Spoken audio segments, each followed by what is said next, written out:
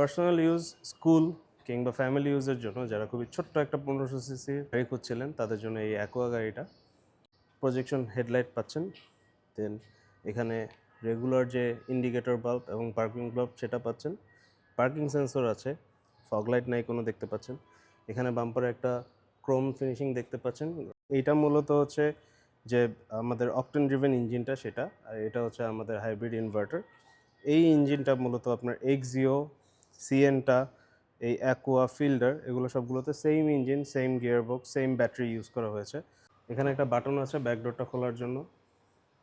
ছোটো গাড়িতে যা আছে যথেষ্ট পরিমাণ আছে, চাইলে আরও প্রয়োজন হলে আপনার এই সিটগুলো ফোল্ড করে দিতে পারবেন। যদি একটু কাছ থেকে দেখেন এখানে যথেষ্ট পরিমাণ এখন কার্গো স্পেস ক্রিয়েট হলো। এই গাড়িটার ইন্টেরিয়রটা খুবই সিম্পল, খুবই বেসিক।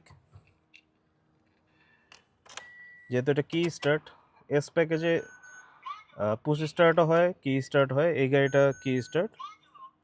এখানে আপনারা অটোমেটিক ক্লাইমেট কন্ট্রোল পাচ্ছেন। অনেকের অ্যাকোয়ার স্পেস নিয়ে একটু কমপ্লেইন থাকে বা মনে করে ছোটো গাড়ির ভেতরে স্পেস কম। সো এখন একটু পেছনে বসে দেখি কী অবস্থা।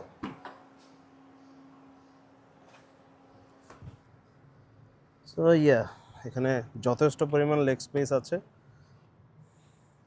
খারাপ না, ছোটো গাড়ি হিসেবে ডিসেন্ট স্পেস এখানে। 20 থেকে 22 লাখ টাকার মধ্যে খুবই ভালো একটা গাড়ি, ইজিলি নিতে পারেন। এরকম আরও ইনফরমেটিভ ভিডিওর জন্য রাইড বেটারের সাথে থাকবেন। আসসালামু আলাইকুম।